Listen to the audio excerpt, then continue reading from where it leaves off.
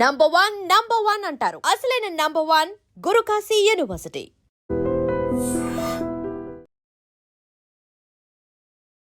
వివాహేతర సంబంధం వల్ల మరో కుటుంబం బలైపోయింది. మధ్యప్రదేశ్లో ఈ దారుణమైన ఘటన జరిగింది. మనోహర్, ద్రౌపది ఇద్దరు భార్యాభర్తలు.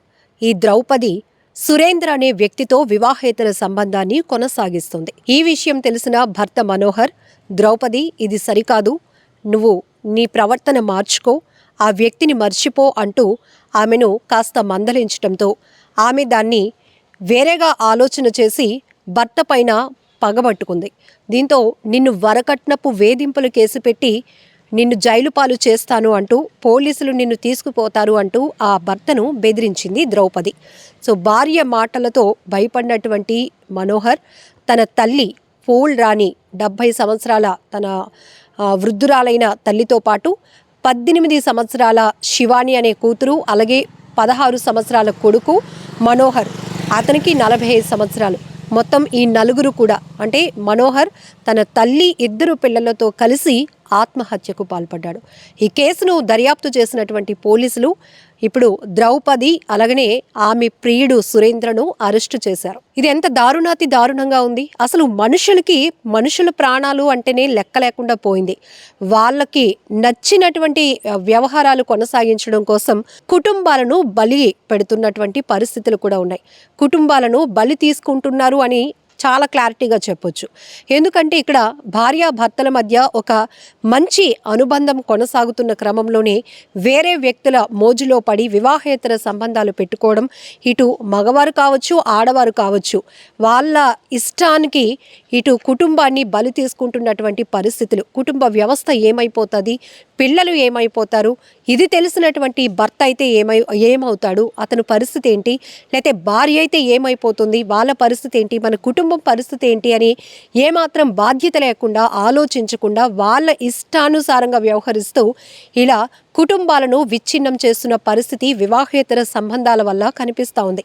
ఈ మధ్య కాలంలో మన దేశంలో అనేక రాష్ట్రాలు, ఇతర ప్రాంతాల్లో జరుగుతున్న హత్యలకు, ఆత్మహత్యలకు ప్రధాన కారణం అక్రమ సంబంధాలు, ఆస్తి తగాదాలు.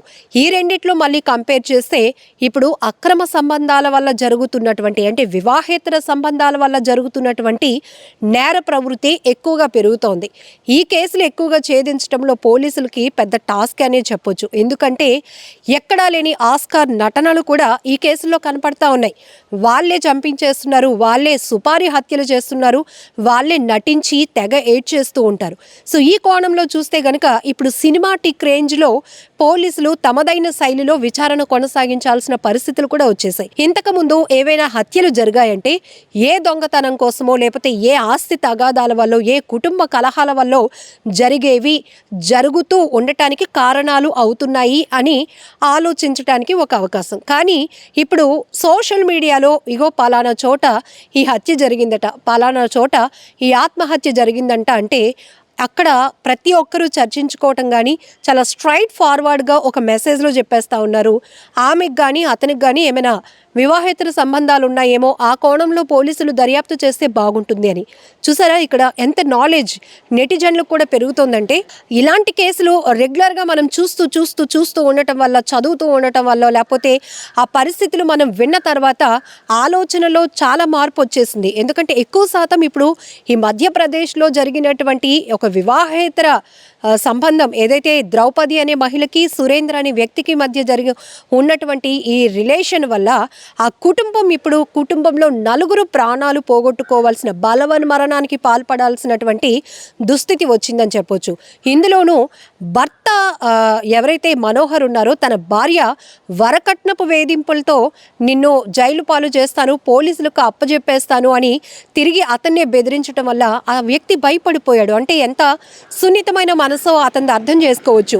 తిరిగి వెళ్ళి పిల్లలతో సహా నా భార్య ఇలా చేస్తోంది, అడ్డగోలు వ్యవహారాలు చేస్తుంది, నా కుటుంబ పరువు తీస్తుందని ఆమెపై కేసు పెట్టేటటువంటి ధైర్యం లేక అతను ఆ భార్య మాటలకు తలొగ్గి, భార్య మాటలకు భయపడిపోయో, లేకపోతే కుటుంబ పరువు పోతుందనో ఆలోచనతోనో 70 సంవత్సరాల వయసు ఉన్నటువంటి తన తల్లితో పాటు 18 సంవత్సరాలు ఉన్నటువంటి కూతురు, 16 సంవత్సరాలు ఉన్నటువంటి కొడుకుతో సహా నలుగురు ఆత్మహత్య చేసుకున్నారు.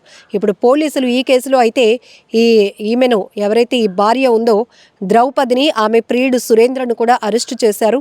సో చాలా బాధాకరమైన ఘటన. ఇలాంటి హత్యలు, ఆత్మహత్యలు ఆగాలని బలంగా కోరుకుందాం. ఎందుకంటే సొసైటీలో ఈ స్థాయి నేరాలు ఎక్కువగా జరుగుతూ ఉంటే ప్రతి ఒక్కరిలో ఒక ఇన్సెక్యూరిటీ ఫీలింగ్ డెవలప్ అవుతోంది, అభద్రతా భావం పెరుగుతోంది. ఎటు చూసినా ఇక అనుమానించాల్సినటువంటి పరిస్థితులే నెలకొంటున్నాయి. కాబట్టి ఇలాంటి దురాగతాలు ఆగాలి, దారుణాలకు అడ్డుకట్ట పడాలి అంటే మరి ఎక్కడ ఎలాంటి మార్పు రావాలో మనం కూడా మీరేమనుకుంటున్నారో, మీ మైండ్లో ఎలాంటి ఆలోచన ఉందో కూడా కామెంట్ బాక్స్లో మెన్షన్ చేయండి. నిజంగా ప్రస్తుతం ఉన్నటువంటి సమాజం దేనికి ప్రయారిటీ ఇస్తుంది? ఆర్థిక సంబంధాల చుట్టూ మాత్రమే తిరుగుతోంది. మళ్ళీ ఎన్నికలంగానే చాలా విరక్తి కలుగుతాం.